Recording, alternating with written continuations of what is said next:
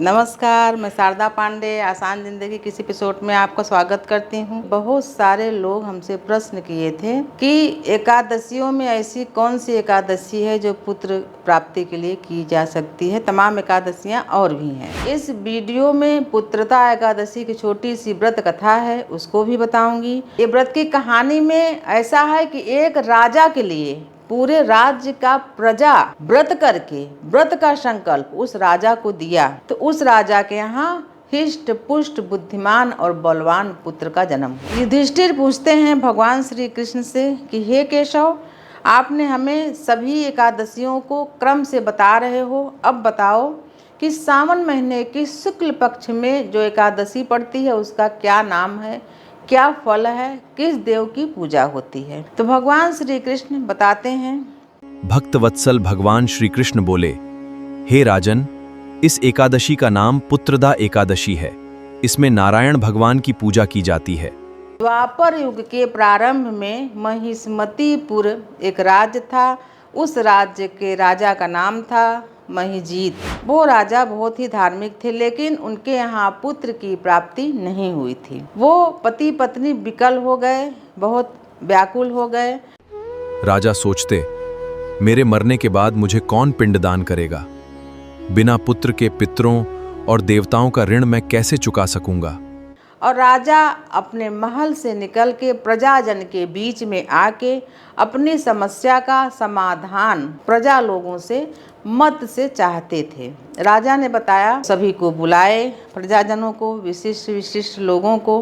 तो एक सभा हुई कि देखो भाई, इस राज्य के हमारे बाद इस राज्य को राजकुमार या राजा कौन बनेगा? हमारे तो पुत्र ही नहीं है। मेरे कोई पुत्र संतान नहीं है, तो आपका अगला उत्तराधिकारी कौन होगा?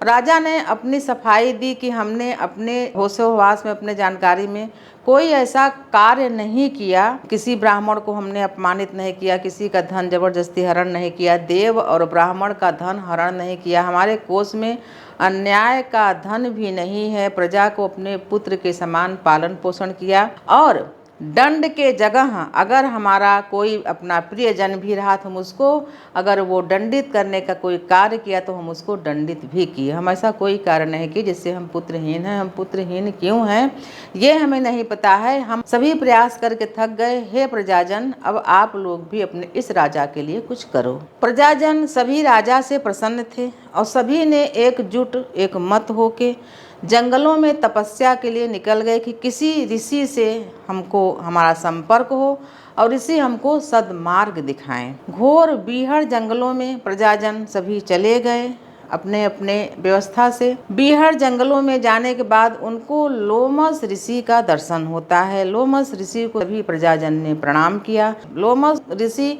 दूर से ही देख के, प्रजाजनों को दूर से ही देख के मुस्कुराते हैं और उनसे प्रश्न करते हैं कि हे प्रजाजन, बताओ तुम किस कारण यहाँ पर आए हो। प्रजाजनों ने आदर पूर्वक दंडवत प्रणाम किया। लोमस ऋषि को प्रणाम करने के बाद बताए कि हे ब्राह्मण, हे विप्र, हमारे जो राजा हैं महिपति, उनके ऊपर संतान न होने का संकट है, पुत्रहीन हैं और वो बहुत दिनों तक इंतजार किए, बहुत व्याकुल हो गए हैं। पति पत्नी, उनकी जनता है, प्रजा है, हमसे सलाह लिए, हमसे उन्होंने वार्तालाप किया।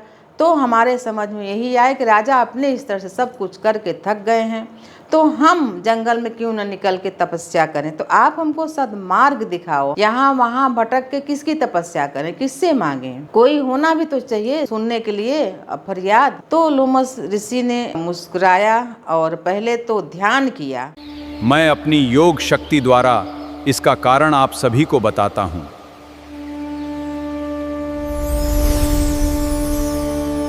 ध्यान में राजा का पाप, पूर्व जन्म का पाप दिखा। पूर्व जन्म का जब पाप दिखा तो राजा के पूर्व जन्म के पाप को लोमस ऋषि ने प्रजा के सामने वर्णन किया कि हे प्रजाजन, तुम्हारे राजा इस जन्म में नहीं, लेकिन हाँ, पिछले जन्म में उन्होंने पाप किया है। वो क्या पाप किए हैं वो भी बताता हूँ। पिछले जन्म में ज्येष्ठ महीने की शुक्ल पक्ष की 10वीं तिथि थी।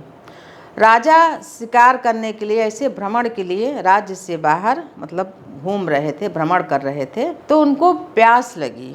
प्यास लगी तो एक बावली उनको स्वच्छ निर्मल जल से भरा हुआ दिखा। राजा ने उस बावली में उतरे और पानी पीने का प्रयास करने लगे। इतने में ही एक कपिला सुंदर गाय अपने बछड़े के साथ भयंकर गर्मी से तपती हुई, प्यास से व्याकुल अपने बछड़े के साथ उस बावली में पानी पीने लगी। राजा ने ये देख के गौ माता को वहां से हाँक दिए, पानी में मुंह डालते ही वहां से उनको हाँक दिए और बछड़े सहित गौ माता बिना प्यास बुझाए तपती हुई दोपहरिया में चली गई। वही श्राप, वही गौ श्राप तुम्हारे राजा को लगा हुआ है, जिसके कारण उनके यहाँ वंश वृद्धि रुकी हुई है, नहीं हो रही है। प्रजाजन बोले कि हे मुनि श्रेष्ठ, हे विप्र, हे ब्राह्मण, ऐसा ग्रंथों में लिखा हुआ है कि प्रायश्चित पूजा भी होती है। जो पाप हो चुका है उसके प्रायश्चित के लिए पूजा भी रहती है। आप उस पूजा को बताओ, हम प्रजाजन करेंगे, क्योंकि राजा सभी प्रकार के उपाय करके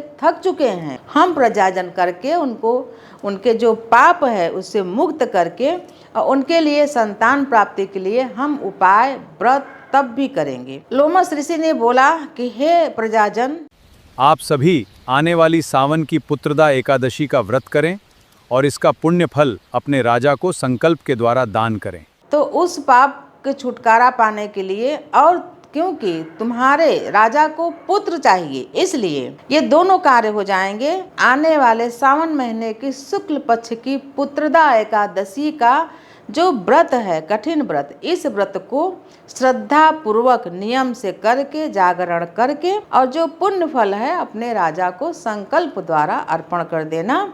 जल्द ही उनके राज्य में सुंदर, बलिष्ठ, बुद्धिमान पुत्र का जन्म होगा उनके घर में। अब आपको एक उत्तराधिकारी राज्य की तरफ से मिल जाएगा। सभी प्रजाजनों ने लोमस ऋषि को दंडवत प्रणाम किए। उनके बताए हुए विधि से आने वाले सावन महीने की शुक्ल पक्ष की पुत्रदा एकादशी का व्रत निर्विघ्न संपन्न किए। जितने प्रजाजन थे अपनी सपत्नी, अपनी पत्नी के साथ श्रद्धा से व्रत करके, जागरण करके, हवन करके, भजन कीर्तन करके पुण्य को प्राप्त किए। पुण्य को प्राप्त करने के बाद संकल्प द्वारा उन राजा को वो सभी पुण्य दे दिए। पुण्य देते ही राजा और रानी दोनों जो विकल थे वो स्वस्थ हो गए। यानी जैसे कि व्यक्ति किसी चीज से व्यथित रहे तो वह मतलब अर्धमूर्छित में चला जाता है। दोनों स्वस्थ हो गए और जल्द ही रानी गर्भ धारण करती हैं और 9 महीने पूरा होने पर सुंदर, स्वस्थ, हिष्ट पुष्ट बालक को जन्म देती हैं। तो ये है छोटी सी पुत्रदा एकादशी की शुभ कथा। तो आप इस बार इस पुत्रदा एकादशी का व्रत करके जरूर देखें। तो चलिए आगे के जितने भी वीडियो हैं सभी आपको समय से मिले, इसके लिए हमारे चैनल आसान जिंदगी को सब्सक्राइब कर लें। हाइप के ऑप्शन में जाके आप हाइप कर लें। वीडियो अच्छा लगे तो लाइक भी कर लें। चलिए आप सभी जो हमारे आसान ज़िंदगी से जुड़े हुए हैं, मैं हमेशा कामना करती हूँ कि आप भी सुखी रहें, संपन्न रहें, स्वस्थ रहें, बने रहें आसान ज़िंदगी के साथ। तब तक के लिए नमस्कार।